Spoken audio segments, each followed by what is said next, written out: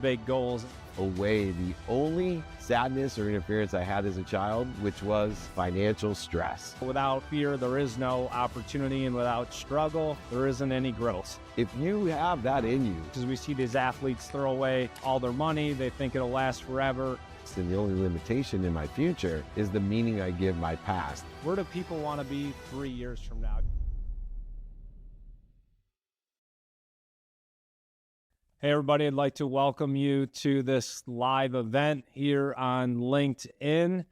And as you know, House of Bricks, I'm the founder and CEO. My name is Adam House. I also have a podcast called The House of Bricks that features top CEOs, NBA champions, NFL champions, doctors changing the landscape of healthcare. And I'm very selective in the people that I do expose my audience to. And today's guest absolutely belongs in that circle. He's got an incredible story. If you don't know who he is, you're going to learn a lot, but odds are you probably do. So, David, I'd like to welcome you to the House of Bricks. Thank you, Adam. I can't think of a better house to be in this morning, and for inviting me into that neighborhood of exceptional people that have a desire that they must be what they can be, which attracted me to this house. And what a pleasure it's going to be to share, hopefully, some stories and some lessons to your community.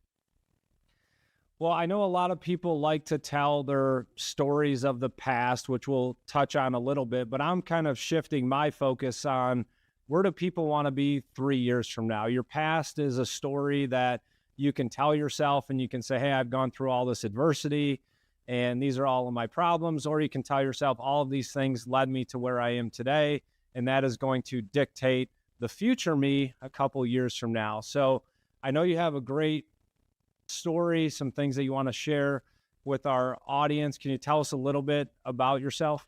Yeah, sure. And I love that perspective of what I'm becoming, because I give meaning to everything I see, especially my past. And the only limitation in my future is the meaning I give my past, the light, the love, and the lessons that I've found in my life. And for me, I grew up in a world of not enough, a single mom, 6 kids who packed my dinner in a paper bag and worked 2 jobs, one as a 2nd grade teacher, the other to fill up turnstiles at convenience stores with greeting cards just so I could eat. And my only dream as a kid was to buy my mom a house, to take away the only sadness or interference I had as a child, which was financial stress. And so that was my mission, was to make a lot of money to buy a house for my mom. And as I graduated law school, as to get there, I always kept my options open. The only job I wanted was the job that would pay me the most money, whether it was a professional football player, oil and gas litigator as I graduated law school, or a salesperson. Whatever was going to pay me, or shoveling shit with my hands, whatever was going to pay me the most, that's what I wanted to do, because I wanted to make money to put me into what I thought was going to be a perspective of happiness and joy all the time without any financial stress. And lo and behold, instead of being a lawyer, I became a sales guy. In 9 months out of law school, selling legal research online made me my first $1 million. And I was able to buy my mom that house and move from a world of not enough to a very confusing, complex world of just enough, where you give to receive and you don't understand the entire formula of abundance in the world of just enough. So you keep on buying things thinking it's going to make you happy, different things, more things, buying things you don't need to impress people you don't like, in a scarce world, which led me to lose everything, over $100 million while I was running Lee Steinberg Sports and Entertainment, the most notable sports agency in the world. So not only was I worth over 100 million, but I had access to what even billionaires couldn't have access to. Only the owners of teams had access to what I had access to. And through that journey, I've learned not only for myself, but to empower others to make a lot of money, help a lot of people, and have a lot of fun. In other words, to live in abundance, to live in a unified, infinite system of thought. So you and I are cut from the same thread. So I moved to Florida when I was 19, didn't know anything about business, had a couple $100, started a marketing company, turned it into a multi-million-dollar business. And I reached the top of the mountain. I had a 3,000 square foot condo in Miami Beach overlooking Fisher Island and Key Biscayne, courtside seats to the Miami Heat, sitting right next to Dwayne Wade and Shaq. And there was a moment when I walked into my condo, beautiful view, 27th floor. Jimmy Buffett was my next door neighbor. And I got down on my knees and I said, God, is this all you have for me? I've sacrificed my life, my family, all of this to achieve what? I've got, a great view. I've got great courtside seats, but I'm miserable on the inside, and was, I was a good dad, good husband, but kind of neglecting those responsibilities. And so you get to that point of accomplishment, but you're lacking fulfillment. And so how do you marry those two together? And it was around 2008 when that happened for me. And I think that's a very similar time for you. So in 2008, you mentioned you lost over $100 million. Can you walk us through what's going through your mind and what were your biggest fears of actually losing all of your money? The money never really was a fear of mine because I always made money. 9 months out of law school, I was a millionaire. My first exit was $3.4 billion in 1995. That was a big exit in 95. Then I was CEO of Samsung's phone division, ran the most notable sports agency in the world, started and founded with Warren Moon, the Hall of Fame quarterback, a global sports marketing company. I wasn't worried about making the money. Where my greatest fear is the introspective fear that I had, the genetic and energetic inheritance that I had ignored from the time I was a child, because I sat on the edge of my bed when my wife was going to leave me. When she told me that she wasn't going to stay around to see what was going to happen to me because I was not taking stock in who I was and what I wanted to become. And I told her at that time I hated her. How dare you threaten me to leave me? Look around you. Who you think did all this? And as I sat the next morning on the bed thinking, I hate her, I hate my mom, I hate my dad, and I hate my best friend. And I was so full of hate. I remember thinking, there are liars and cheaters, manipulators, oversellers, back-end sellers. I can't stand them. How dare they talk to me this way? Have they no gratitude for everything I've done for them? The houses and the cars and the planes and the boats and the trips, and how dare they talk to me this way? And then I realized I hated myself. I was the liar, the cheater, the manipulator, the back-end seller. And I took my wife's advice and I took stock in who I was and what I wanted to become, which is why I wanted to come here on the House of Bricks, because as you stated at the very beginning, I get you've learned the lessons that I've learned. We run very parallel, even in timing of our journeys, but it's really more about what are you becoming and how are you going to get to where you want to be by knowing what you want today, who you can help and who can help you, and how best to get that done today, to prioritize differently the meaning of your past, and to no longer limit yourself with a self-image of more. I need to be more happy, more healthy, more wealthy, more worthy, but instead to share a perspective of I am happy, I am healthy, I am wealthy, I am worthy. And let's figure out what I'm doing to interfere with it by identifying the fear and the reaction to fear in order to facilitate a result that I want or better by the behaviors that are aligned with the result, not bad behaviors aligned with getting what other people want, what's missing, or what you don't have. And what you're saying aligns perfectly. And I appreciate you keep mentioning the House of Bricks and being a guest in our house, because we definitely welcome you here. But we use bricks as a parallel to life's experiences, and bricks are heavy. You can either carry them with you and they weigh you down, or you can lay them down and build a strong foundation. So every experience, every opportunity in life is an opportunity to learn, grow, build a foundation, and then move on to what it is that you're trying to accomplish. And I know that you have 3 Ps that you talk about. Can you share those with our audience? Because I know there's a lot of entrepreneurs out there listening. They're either in the grind and have that collateral damage to themselves, the people around them. What are the 3 Ps that you can talk about that'll give them some inspiration and guidance? Yeah, well, I think the 3 Ps that you're referring to, I have so many alliterations that I can throw out there. I hope it's possibility, probability, and perspective, but if not, we can figure out the other ones, passion, purpose, and and profitability as well. It was the second Okay, one. good. I get, Yeah. I get teased by many, from Tim Story, who calls me the spiritual rapper, to Clinton Sparks, who tells me I'm the man of threes, that I can never answer a question outside of that. Yeah. So passion, purpose, and profitability occurs through daily practices. And, understanding the timeline of life, meaning that our past is infinite. And once again, I hate to throw up the house of bricks and why I want to be here, but you start off by saying, bro, it's not about the past. The past is infinite. The only thing that limits us in our past is our ability to find the light, the love, and the lessons, give meaning to the past, aligned with where we want to be in the future. The future is unlimited as well. It's infinite as well. Only thing that limits ourselves is the self-image that's created by the meaning that we give the past. There's only two fears: fear of the past and fear of the future, found either within or more easily found outside of us. And so when we understand the context of what is interfering with our passion, what is interfering with our purpose, and what is interfering with our profitability, all three being energetic in its nature, which carries three characteristics of, look, if we align our passion, purpose, and profitability, we'll aggregate more passion, more profit, and more purpose. It then will accelerate, which will appease human nature, because as we've learned, especially with social media, human nature is to love instant gratification. And what happens is we're incapable of understanding or knowing results. Therefore, we quit on good behavior and we continue bad behavior. And then most importantly, when we look within the context of passion, purpose, and profitability, it's an energy that aggregates on itself. So we receive an exponential dose of it, an exponential dose. So it's not just every day I get one more. It's if I stay consistent, persistent, enjoying the pursuit of my potential, I get one more, then two more, then four more, then eight more, then 16 more.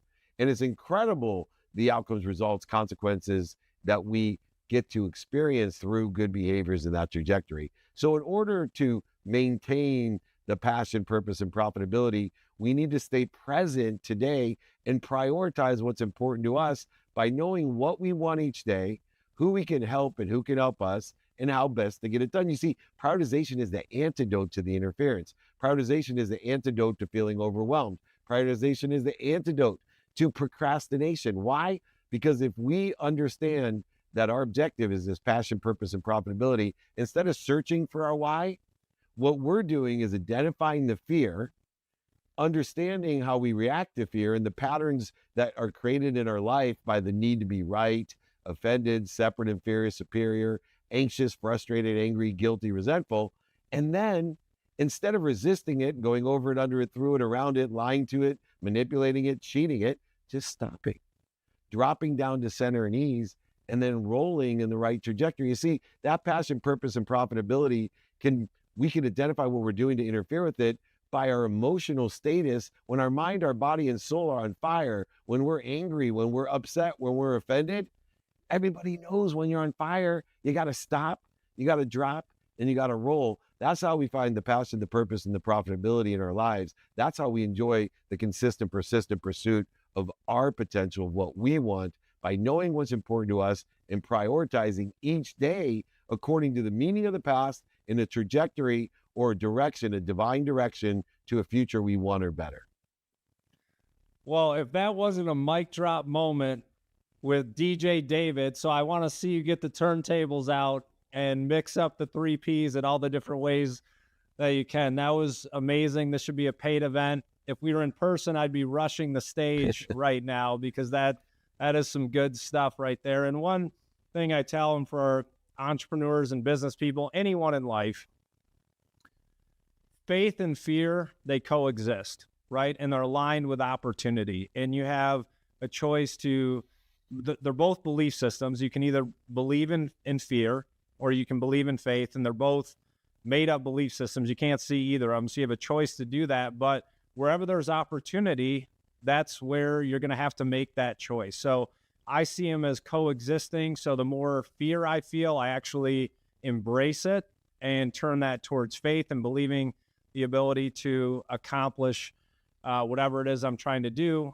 Without fear, there is no opportunity, and without struggle, there isn't any growth. I appreciate you sharing that with our audience. If you don't have a pen and paper out, that's probably why you are struggling and not growing, because you're not doing the right things you need to do to learn and grow. You have an expert here that's gone through the peaks and the valleys of life. I know for me personally, success is a horrible teacher.